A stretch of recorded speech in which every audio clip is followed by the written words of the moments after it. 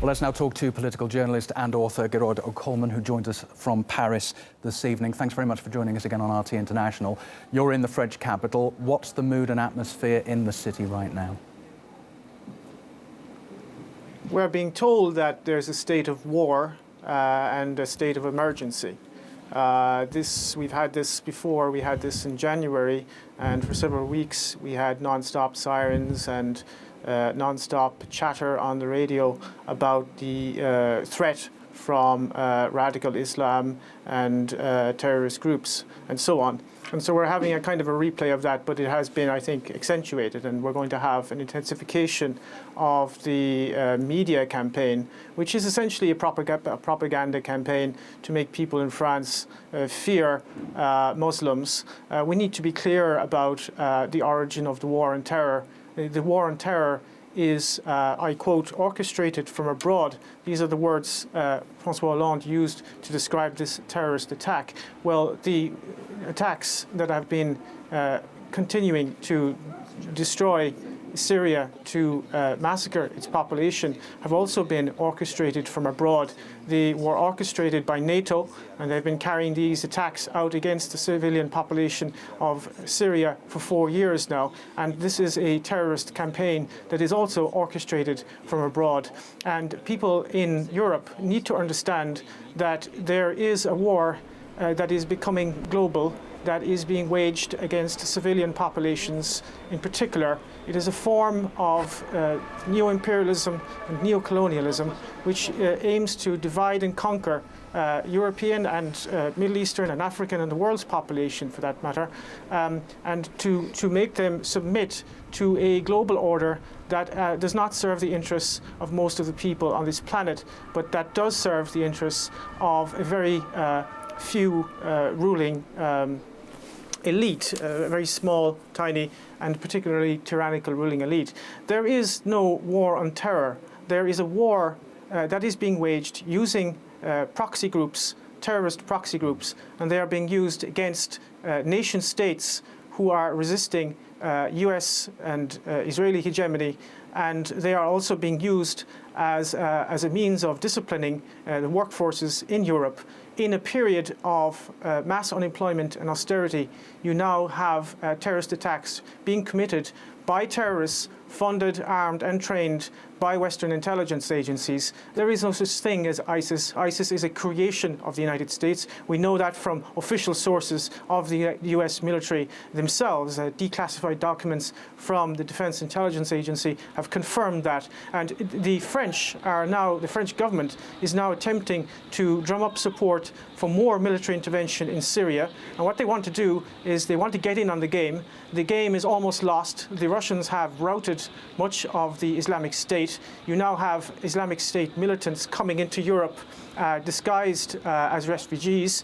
That will destabilize Central Europe, and the French government wants to get in on the game in Syria and prop up those so-called moderate rebels. There are no moderate rebels, of course, in Syria. There are Al-Qaeda and ISIS militants, terrorists who have been beheading people, eviscerating people, absolutely creating chaos and genocide right across the region, and this does not serve the Syrian people or anyone other than the Western corporate elites and their geopolitical interests. What do you expect France to do now in the light not only of Friday's terrorism, but 10 months on from Charlie Hebdo? It's not going to ease up on what it's doing, is it? No. Much depends on how the French public will react. If they will, we are being bombarded now with a media propaganda campaign. There's this non-stop talk where we're told not to go out in the street. We're supposed to be fearful and keep quiet and so on. I think there is going to be a campaign against dissidents in France. They're very worried about the new media that has emerged in recent years, and they are very worried about the alternative media.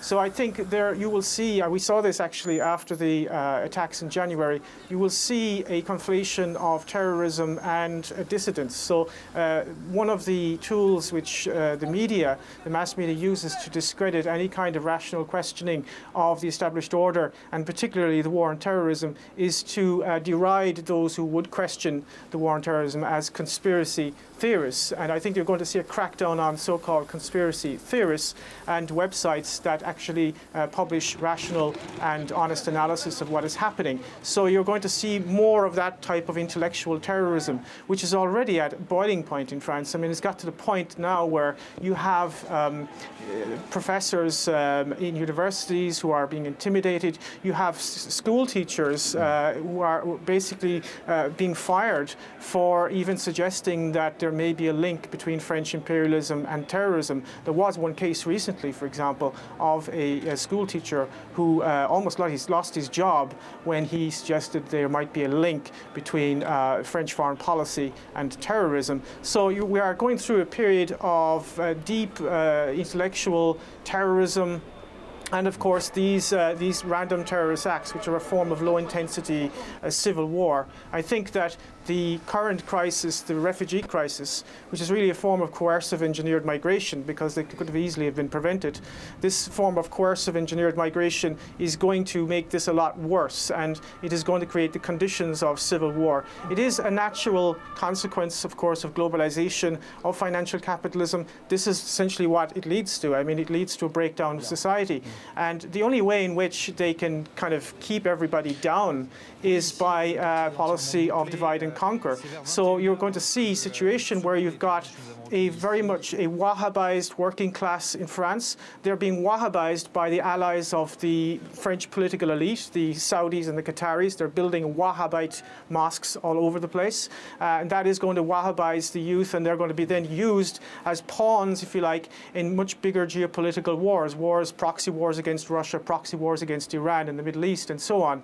And that is going to create massive social unrest. It's going to divide working people against each other. And the only people who are going to actually benefit from this are the war contractors, the military, industrial, media, intelligence complex. So in whatever way you look at this, I don't know who exactly committed this attack and this atrocity, but the real people who are responsible, whether directly or indirectly or consciously or unconsciously, is the French government, because they have been complicit in terrorism in the Middle East and all over Africa. And that needs to be understood. And if we don't understand that, this is going to continue and it's going to deteriorate. We will find ourselves in a situation under military law, martial law, if this continues. So it really needs to be analysed and understood. Can I pick you up on the issue of migrants and refugees? Because one of the terrorists appears to have been a French citizen, another a recent migrant to the country. What do you think this will do to France's policies towards the migrant crisis?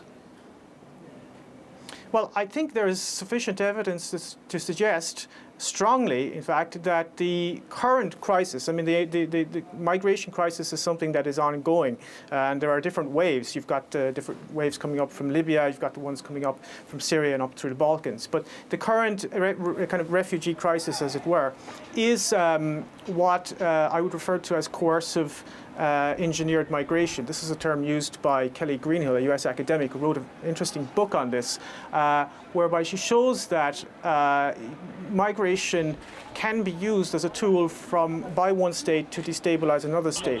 In this case, it's definitely being used by the United States and Turkey to destabilize the Balkans, Mitteleuropa, which would be Hungary, and of course Germany. And the geostrategic reasons of this are basically go back to classical geopolitics, which is Halford Mackinder's theory of dividing the world island. That is to say, you divide the Eurasian Peninsula from the Baltic Sea to the Black Sea. You create an intermarium there so that you prevent German and Russian unity. And that is why Germany essentially is being kind of overrun with people who are themselves victims of globalization, but they are now being instrumentalized and used as weapons of globalization. And this is one of the key contemporary strategies of US imperialism. You use the consequences of globalization as further tools to further globalization.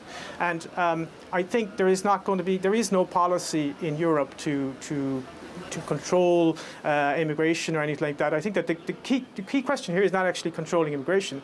The key question is stopping this geopolitical destabilization of Europe. And some countries are attempting to do that. Hungary is attempting to do that. Bulgaria is attempting to a certain extent to do that. In other words, trying to find out who's an actual refugee and who isn't. They're prioritizing women and children, for example, in Hungary. That's a rational approach. But of course, Viktor Orban of Hungary is being demonized by the European Union for his insistence on implementing the laws of the European Union and of the Hungarian nation state. Here, you're in a situation where the French government is totally subordinate to US dictates. This is a country that has been completely taken over by US imperialism, just as Germany. And France doesn't really have a foreign policy. It does whatever Washington tells it to do. OK, it's always good to get your thoughts on this. Gerod O'Kolmъn, thanks very much for joining us from Paris this Saturday evening.